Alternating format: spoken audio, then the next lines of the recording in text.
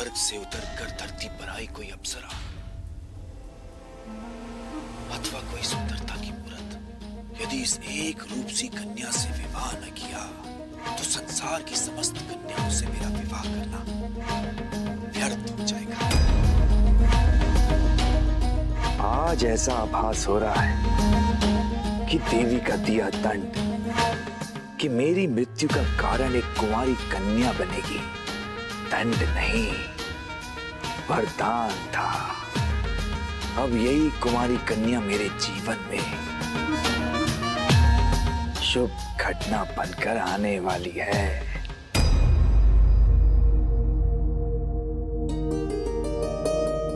माताश्री अभी अभी तो आई थी और अभी ही चल दी। हाँ, क्योंकि मेरा काम तो हो गया। तुम्हारी भारी टोकरियों को देखकर ऐसा बोध होता है मानो इस जल की सारी मछलियाँ तुम्हारे जाल में फंसने की प्रतीक्षा करती हैं। ऐसा नहीं है काका, अब मैं चलती हूँ।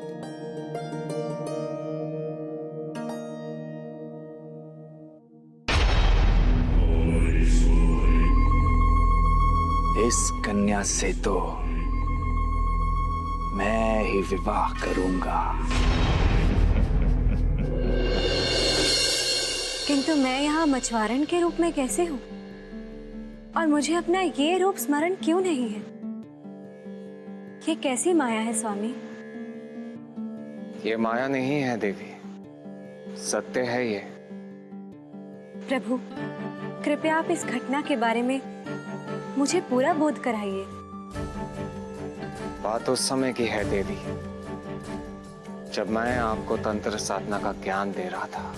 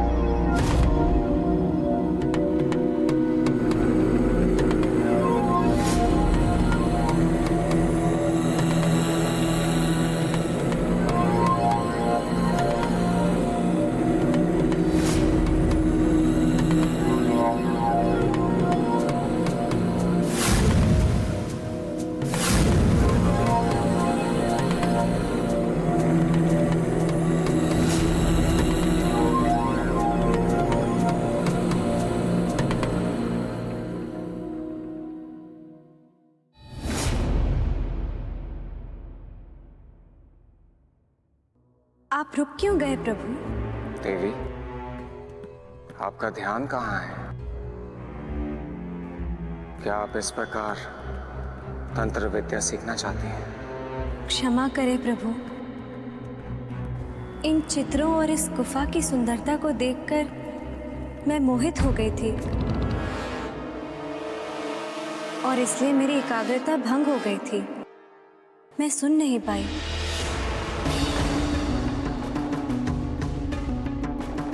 प्रभु, प्रभु, क्षमा कर दीजिए। जब आपका सांसारिक वस्तुओं को देखने से मन भर जाए तब हमें बता दीजिएगा, हम आपको आगे का ज्ञान देना आरंभ कर देंगे।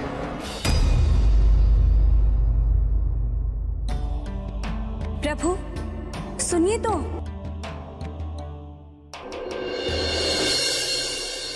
नारायण नारायण। प्रभु, मैं ये देखकर चकित हूँ, महादेव माता पार्वती को तंत्र और साधना का ज्ञान दे रहे हैं। तब माता पार्वती का ध्यान विचलित कैसे हो सकता है?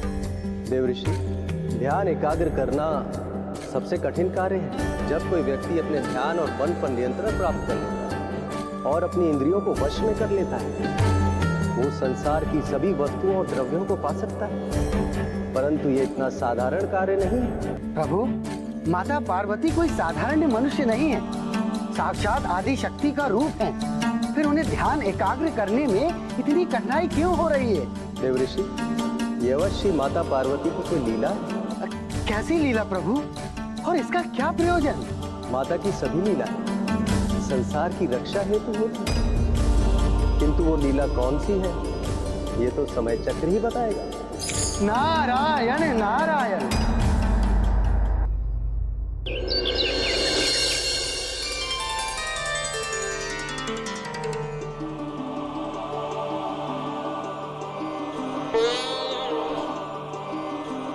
देवी, इस स्थान में ऐसी कोई वस्तु नहीं है जो आपके ध्यान को आकृष्ट कर सके।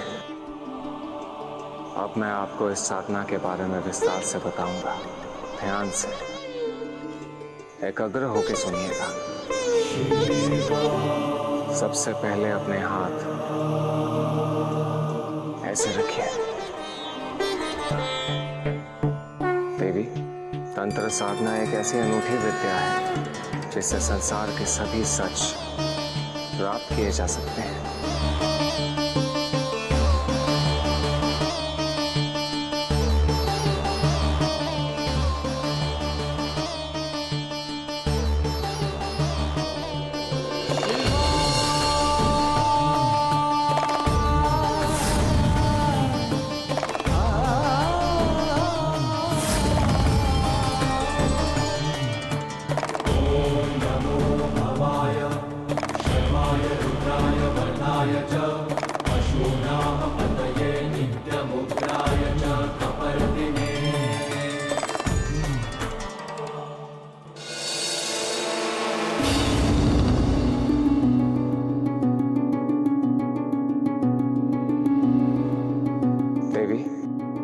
पार्वती, क्या हुआ प्रभु?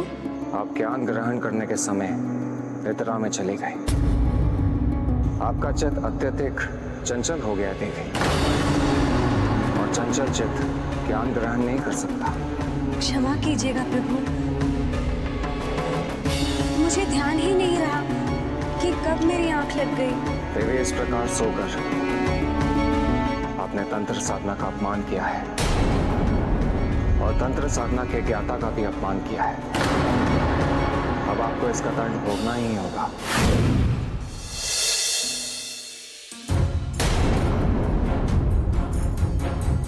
प्रभु, देवी, अब इसका कोई विकल्प नहीं है।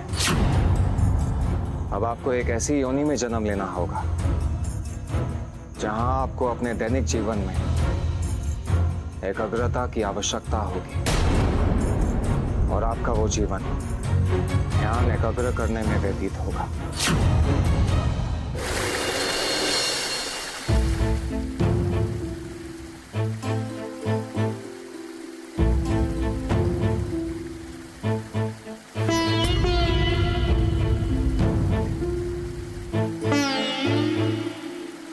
हे माता, पार्वती का प्रणाम स्वीकार करें तथा मेरी भूल सुधारने में मेरी सहायता करें। मुझे ऐसे रूप में, ऐसे स्थान पर और ऐसे लोगों के बीच ले जाएं जहां मैं अपना ध्यान एकाग्र कर अपने भूल का प्रायश्चित कर सकूं। इसी विनती के साथ मैं अपने आप को आपके प्रति समर्पित करती हूँ माता।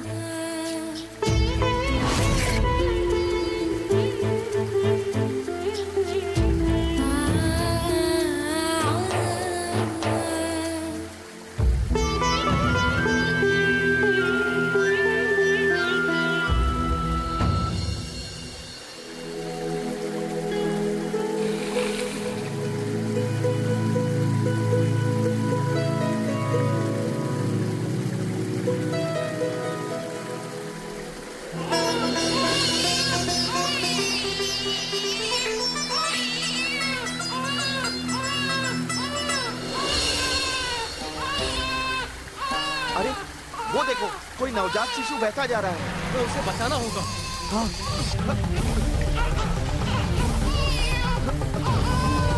शीघ्रता से अपना काम समाप्त करो, हमें शीघ्र निकलना है।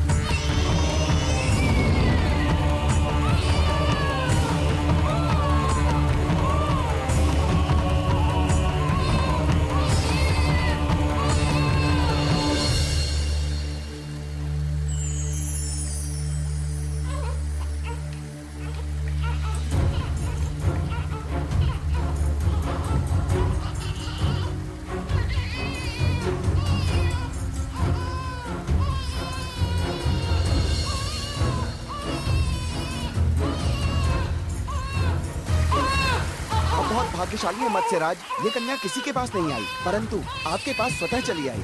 मत्स्यराज, इसमें माता का अवश्य कोई संकेत है।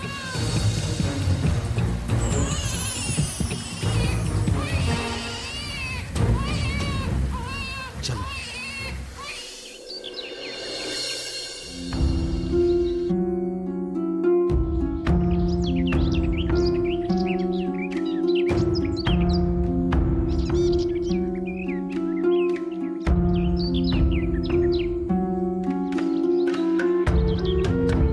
नवजात शिशु कौन है?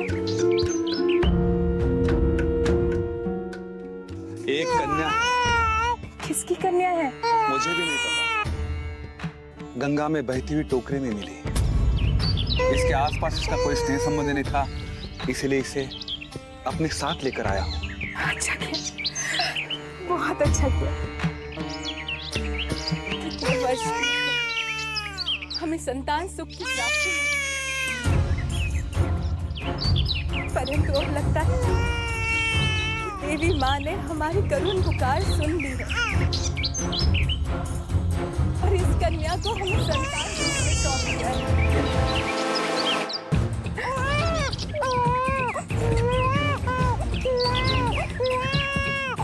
मेरी आत्मा भी यही कहती है। आज से ये हमारी पुत्री है, हम इसका पालन पोषण करेंगे। अवश्य, और इसका नाम होगा मत्स्य।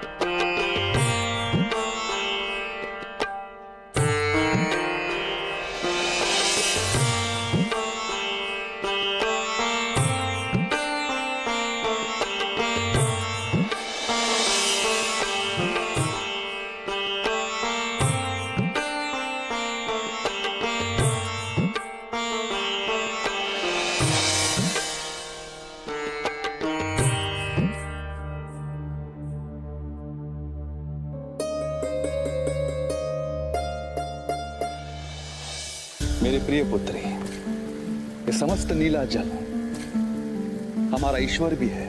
ये हमारी रक्षा भी करता है और हमें अन्न भी देता है। आओ, मैं तुम्हें जाल दिखाता हूं। ये इस प्रकार से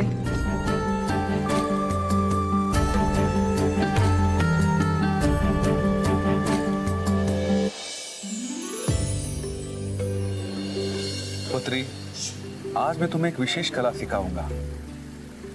इसे इस प्रकार पकड़ा जाता है और इस प्रकार फेंका जाता है और इस प्रकार इसे खींचा जाता है। इसे समस्त मछलियां इसमें पकड़ी जाएगी। समझी तुम? जी पिताजी। अब आओ, तुम एक बार प्रयत्न करके दिखाओ।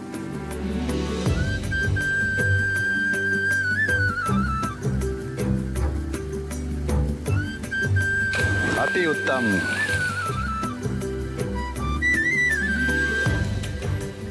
अति उत्तम।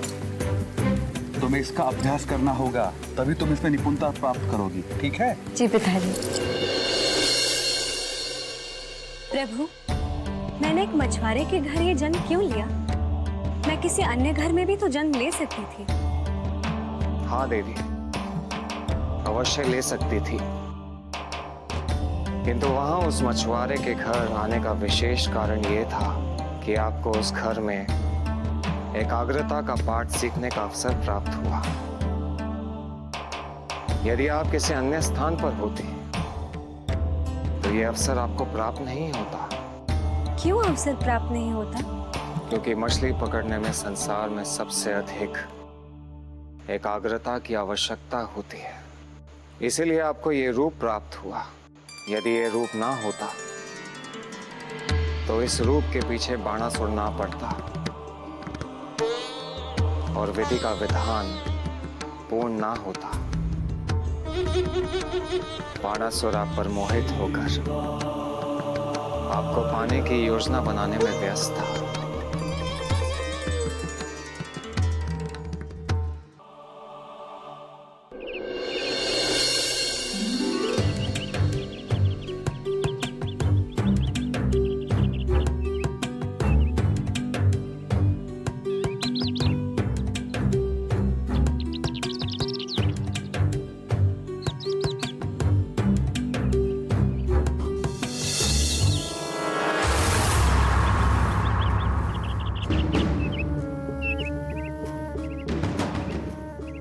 सही समय है इस कन्या से अपने मन की बात करने का।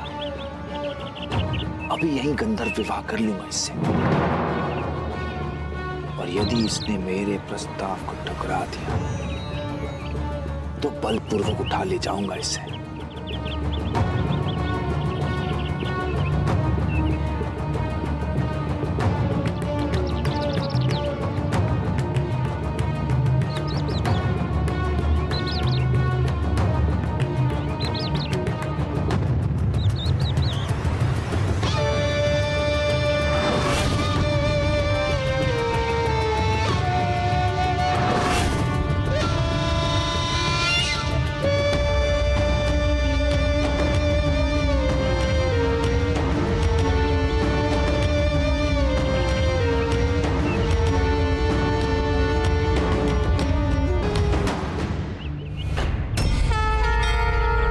क्या बात है?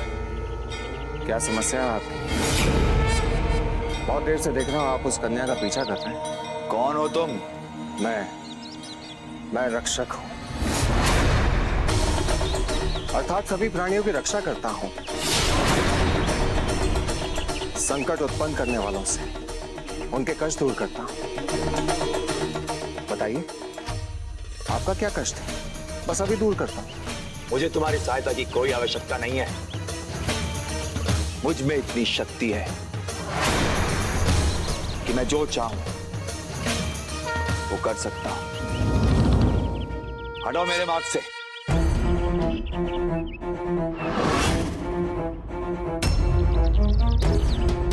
मेरी बात तो सुनिए, मेरे पास आपके लिए बहुत ही सुंदर सुझाव है।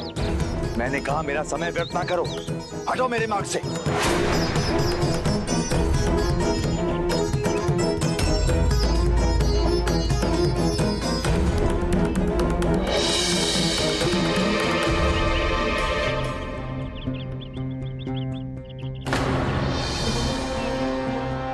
ये हो क्या रहा है?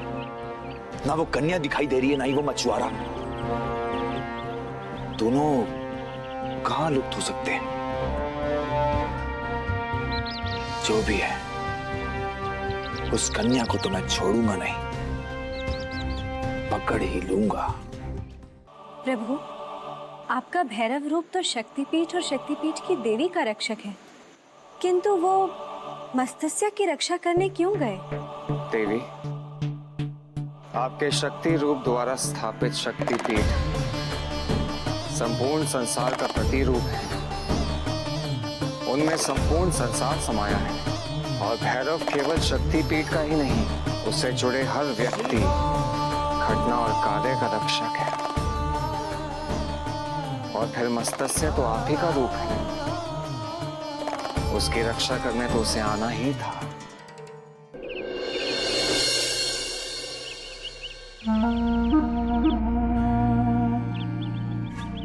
क्या हुआ? कहाँ है वो कन्या? क्षमा कीजिए असुरराज, हम उसे नहीं ढूंढ पाए। वो अवश्य ही कोई माया जानती है, ना जाने कहाँ जाकर छुप गई। मुझसे छल, मुझ बाणासुर से, जो किसी कन्या को एक बार देख ले तो उसकी गंध से पृथ्वी लोक के किसी भी कोने से उसे ढूंढ निकालने की शक्ति रखता है।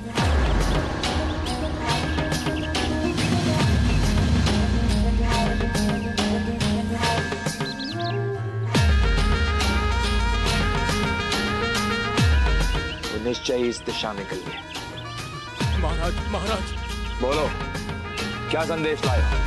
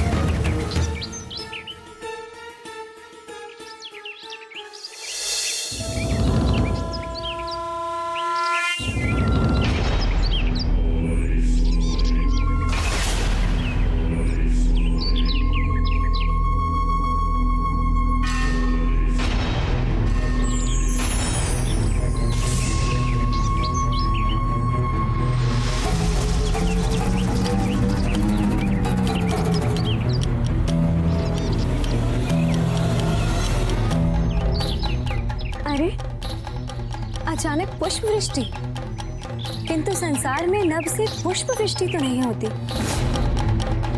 फिर क्यों? कैसे? देवी,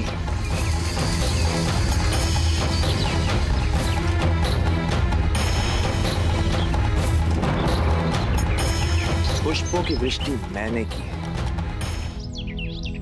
अप्रतिम सुंदरता के स्वागत के लिए बंध गया हूं आपकी सुंदरता के मोह पाश में। आपसे शादी करने की इच्छा रखता हूं।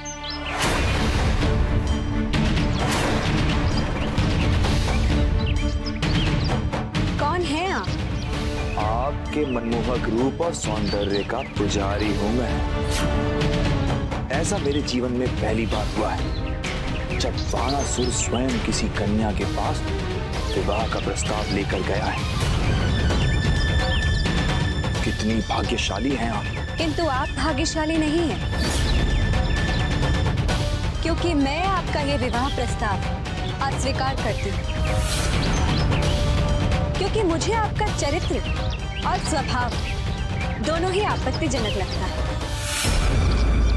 कैसे? इस प्रकार किसी कन्या का पीछा करना अनुचित है, इसलिए आप यहाँ से चले जाएं। कन्या, तुम अपने सौभाग्य को ठुकरा रही हो, क्योंकि तुम जानती नहीं हो कि मैं कौन हूं। बाणासुर की पटरानी बन गई तो समस्त असुर साम्राज्य और सुख ऐश्वर्य की स्वामिनी बन जाओगी। महारानी का स्थान पाओगी, यूं वन वन भटकने से बच जाओगी। सादा जीवन, उच्च विचार, यही मेरा संस्कार है। इसमें ही संसार का सच्चा सुख है और इसमें ही मेरी प्रसन्नता। अपने साम्राज्य की स्वामिनी और महारानी बनाने का लोभ मुझे दोबारा मत देना, और ना ही मेरे मार्ग में आने की चेष्टा करना। ये आसुरी प्रवृत्ति मुझे तनिक भी पसंद नहीं।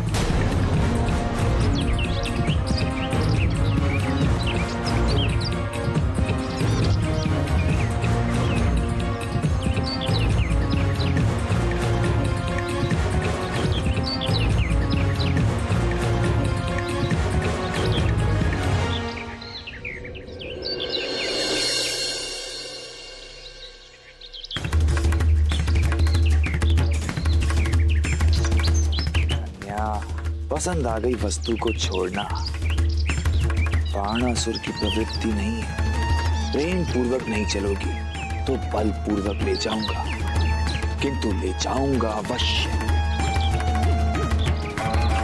अभी और इसी पल।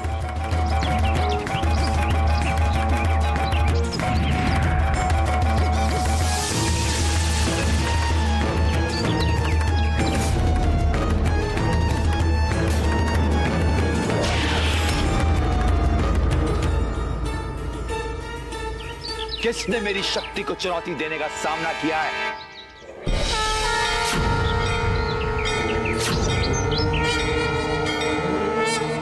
मैंने दी है चुनौती। तुमने इससे पहले भी मेरा मार्ग अवरुद्ध करने का प्रयास किया है। कौन हो तुम? बाणासुर, मैंने तुम्हें पहले ही बताया था कि मैं एक रक्षक हूं और संकट उत्पन्न करने वालों के समक्ष मैं एक अवरोध के भांति खड़ा रहता हूं। परंतु मैंने किसी के समक्ष कोई समस्या नहीं खड़ी करी। किसी कन्या के इच्छा के विरुद्ध व्यवहार करना अनुचित है, अपराध है, और बाणासुर तुम वही कर रहे हो, और इसका दंड तुम्हें अवश्य मिलेगा। संभवतः तुम मेरी शक्ति से परिचित नहीं हो, इसीलिए दंड देने की बात कर रहे हो। इस धृष्टता के परिणाम से तो मैं तुम्हें अभी अवगत करा देता, किंतु ना तो मेरे पास अभी अवसर है और ना ही समय।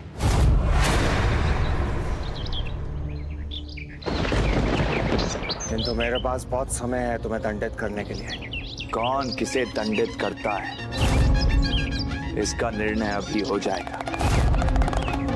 अब मैं पहले तुम्हारा वध करूंगा और फिर उस कन्या के पास जाऊंगा। ना चाहते हुए भी मुझे इस शुभ घड़ी में तुम्हारी बलि देनी ही पड़ेगी।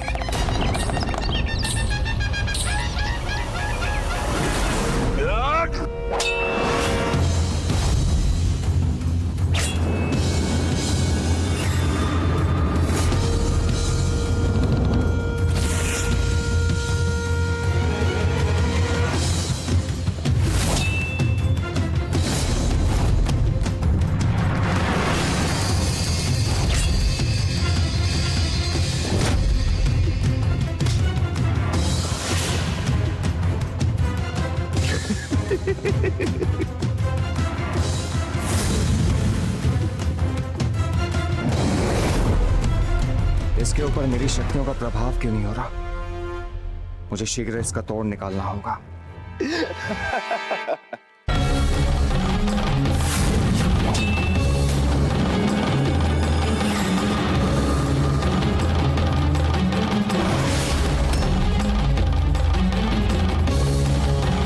ये कहां दृश्य हो गया?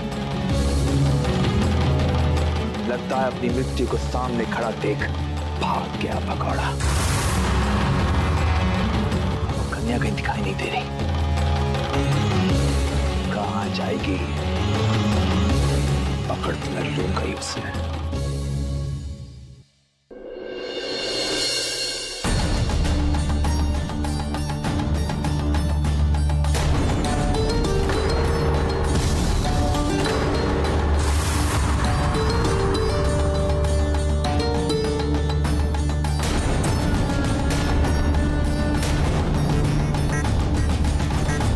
मत्स्यराज को शगुन भेंट किया जाए। ये सब क्या है? वर पक्ष की ओर से विवाह का शगुन है। तुम्हारी कन्या मुझे पसंद आ गई है। मैं इससे विवाह करने की इच्छा रखता हूं। किंतु आप कौन हो? मूर्ख! तू हमारे सम्राट को नहीं जानता। ये हमारे होने वाले संबंधी हैं।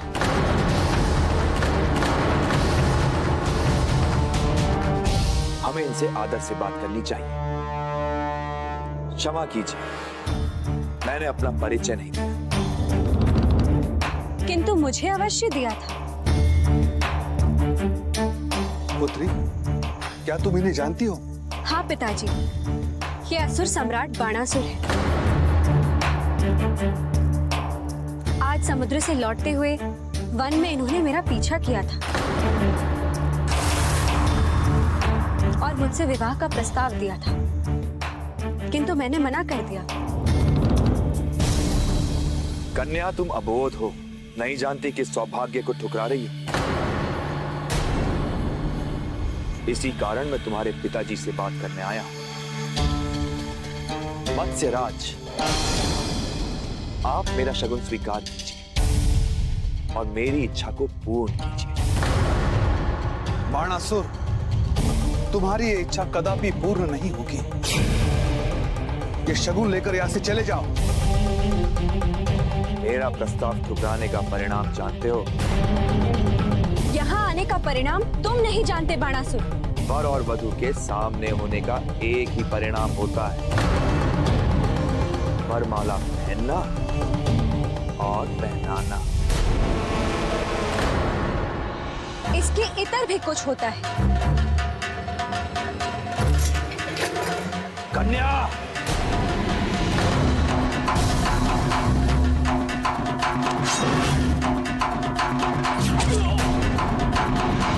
बाणासुर,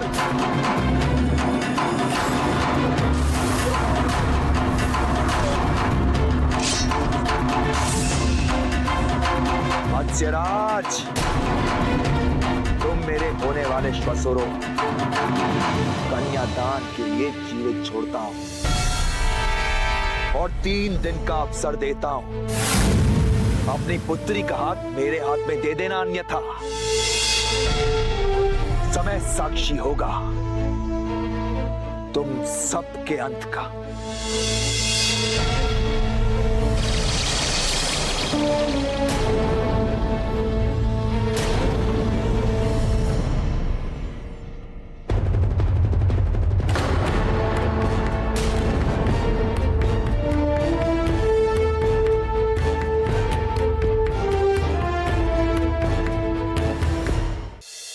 माता, अब आप ही का एक सहारा है। माता, हमारी रक्षा करे उस असुर बाणासुर से। स्वामी, मुझे लगता है कि हमें हमारी पुत्री का विवाह शीघ्र ही एक योग्य वर से करा देना चाहिए। विवाह योग्य कन्या जितने शीघ्र अपने घर चली जाए उतना अच्छा है। तुम्हारा कथन सर्वथा उचित है। मेरी भी यही अभिलाषा है, किंतु क्या करूं? विवश हूं, चाहकर भी ऐसे नहीं कर सकता। क्यों स्वामी, आप विवश क्यों हैं? क्योंकि हमने हमारी पुत्री का केवल पालन पोषण किया है, उसे जन्म नहीं दिया है। हमें तो यह भी ज्ञात नहीं है कि हमारी पुत्री का कुल क्या है, उसका गोत्र क्या है। और ये सब जाने बिना उसका विवाह करना अधर्म होगा। इसीलिए इसका निर्णय हम माता पर छोड़ते हैं। तब माता ही हमें मार्गदर्शन करेंगे कि हमें क्या करना है।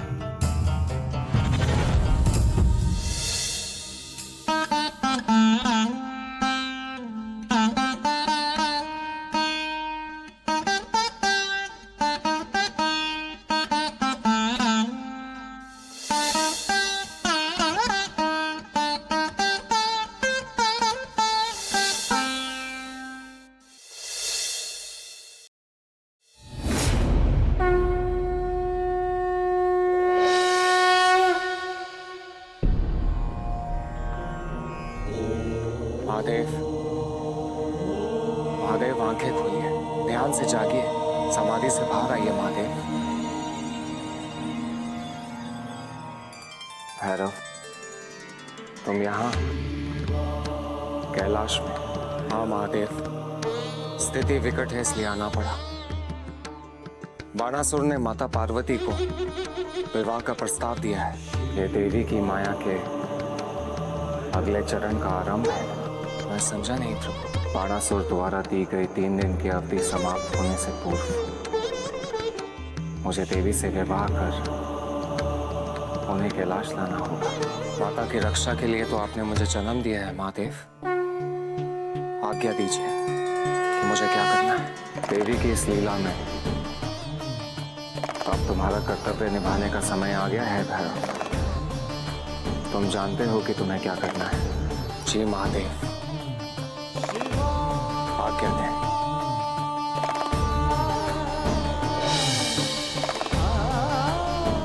देवी,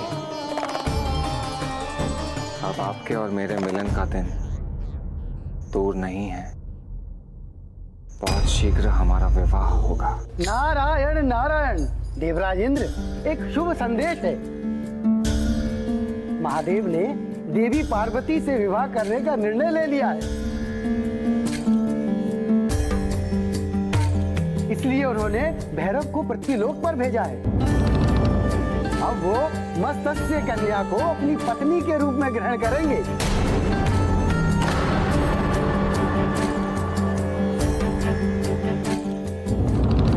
ये शुभ नहीं, अशुभ संदेश है देव ऋषि। यदि महादेव ने मत्स्य कन्या से विवाह कर लिया तो भारी अनर्थ हो जाएगा। किंतु कैसे देवराज? इस स्थिति में बानासुर का वध करना असंभव हो जाएगा सूर्यदेव, क्योंकि बानासुर का वध केवल एक कुमारी कन्या ही कर सकती है। और इस समय इस संसार में केवल कुमारी कन्या मत्स्य के रूप में देवी पार्वती ही शेष है। यदि ऐसा हुआ तो वास्तव में अनर्थ हो जाएगा। इसीलिए महादेव और पार्वती का विवाह किसी भी स्थिति में नहीं होना चाहिए। हमें इस विवाह को रोकना होगा देवताओं। आज तक इस संसार में महादेव के निर्णय को कोई भी परिवर्तित नहीं कर पाया है देवराज। ये कार्य आप कैसे करेंगे?